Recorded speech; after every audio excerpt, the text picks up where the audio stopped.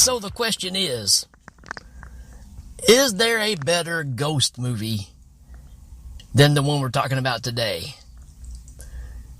I'm going to challenge you and say not. There isn't any better. People may argue with me on this, but wow, what a film. I've been such a fan of The Changeling from an early age, and it still impresses me when I watch it.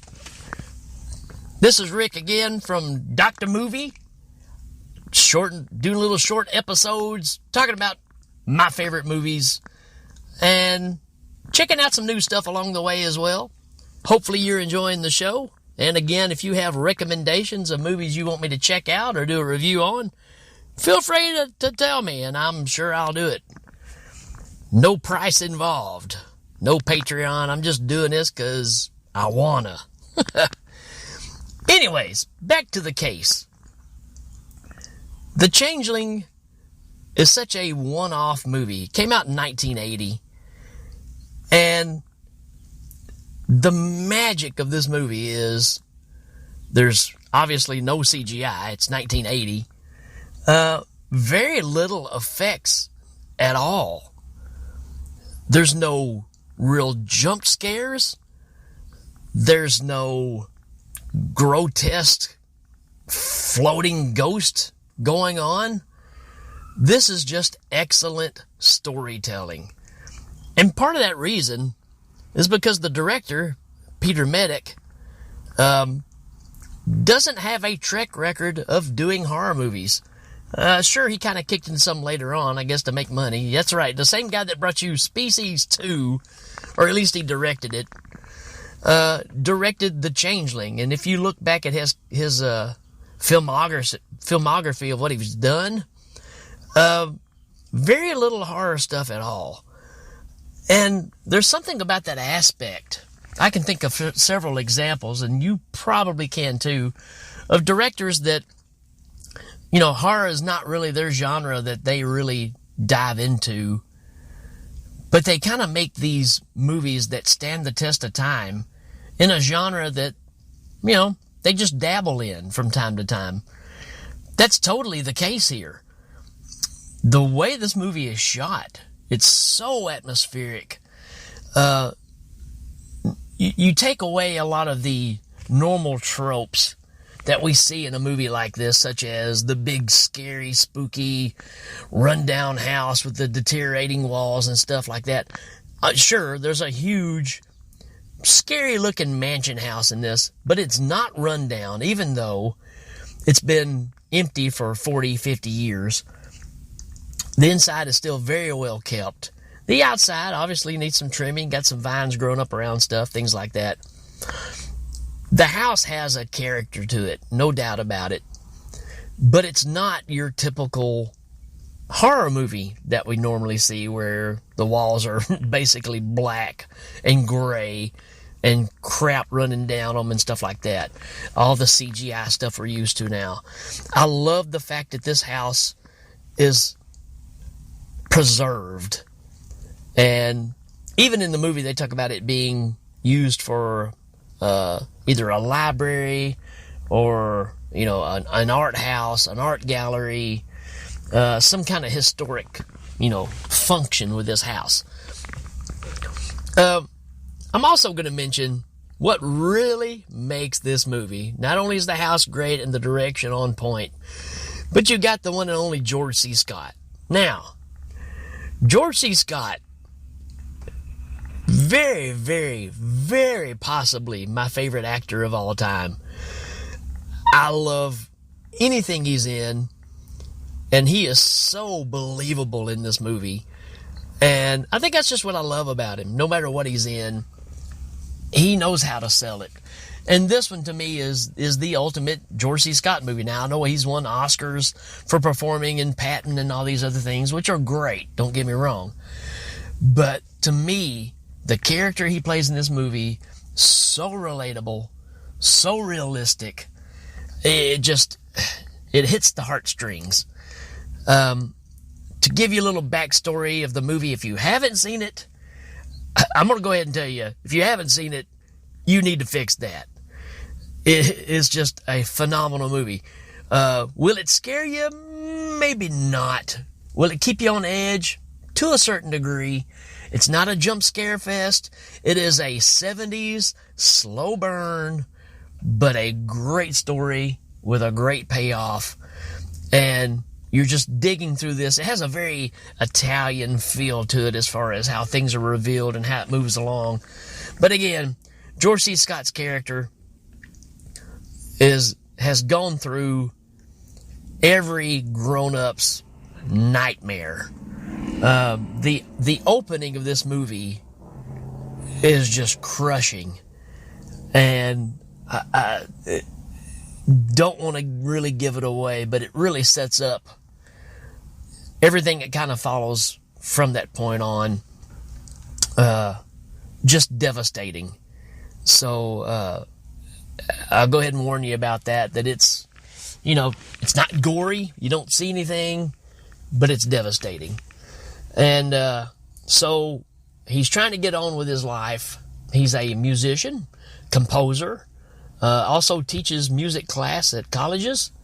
So he's well established, trying to get his life back in order after this traumatic incident. And he's trying to relocate. And a friend of his says, hey, I know somebody that knows some old buildings that maybe you can just go spend time on the piano and, get your groove back, basically, is what's going on.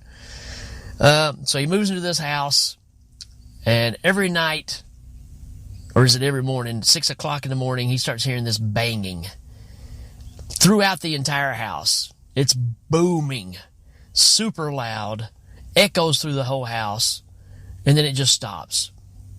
He's got a couple of people that are groundskeeper of the place that come in and do repairs and things like that. And they go and check the furnace, thinking it's the furnace, and can't really find anything that's out of place. As time goes on, George C. Scott's character, he's sitting at a piano and he's playing this melody. He doesn't even really know the song. He knows that it's been composed before. He's not writing it. It's just like came to him by memory of some sort, even though he doesn't really know the song. And he's just playing it. And the groundskeeper guy goes, wow, that's really pretty. He's like, yeah, I've never played it before. Never even heard it before, but I know it's been composed. So you got this aspect going on. And he's playing across the piano and he hits a note and it doesn't work. Nothing plays when he hits the note. And he walks away from the piano, and later on, the note plays itself, letting you know there's something in the house. This builds into a situation where something from beyond is reaching out to George C. Scott's character, needing his help. So yeah, there's a lot of movies that do this kind of scenario. I'm going to say, without really going back and digging into 50s and 60s, this is the first movie I can think of, and possibly the template that they use from there on to make movies such as Stir of Echoes, all these kind of ideas. Kind of ahead of its time. Come to find out that, he's realizing there's something in the house reaching out to him. He, like I said, he suffers a loss. And there's a scene where something reminds him of that situation. And there's a rubber ball, a child's ball that comes down the staircase, which should not be up there. Because he had it, and he had it put away in a cabinet. It comes rolling down the staircase. So he's freaked out. He takes the ball, gets in his car, drives to a bridge, throws it off in the river. And by the time he comes back home and opens the door, it's rolling down the staircase again, and it's wet. So that's the kind of stuff I'm talking about with this movie. Not necessarily scary, but it is such a realistic play on, if something like this was going to happen, it wouldn't be like your Paranormal Activity and all these things that we've seen since. This is just a lot more realistic. And again, George is just incredible. Needless to say, the story goes on, and he finds out what's going on, and does a lot of backstory on the senator who is in power, who came from a family that had a lot of money. And the story really revolves around that character. And George C. Scott is trying to right a wrong from long ago. Not to mention, which is, again, it's a great story, great play up into stuff. There's some crazy things that happen, like George C. Scott goes out of the house one day, and way up high, this thing's like 2 or 3 stories high, a window breaks, stained glass window, and it falls right at his feet, a little piece of it. So he tries to go up to the room, because he sees where it came out of, to investigate. And he finds out that room has been boarded off, shut up, closed off, like it doesn't even exist. And he goes in there, and he finds, of course, cobwebs everywhere, a notebook, a small wheelchair, which you see in all the artwork of this movie. And he finds this music box. And the music box opens, and it's playing the song that he was playing on the piano earlier that he had never heard before. So, again, creepy, spooky, slow burn stuff that all builds to a great ending of a movie. I can't recommend it enough. So, I don't want to give too much away. I know a lot of people that are big fans of this movie. And if you are, share that with me. If you love this movie and you want to talk about it, you know where I'm at on Facebook and everything else. Just reach out.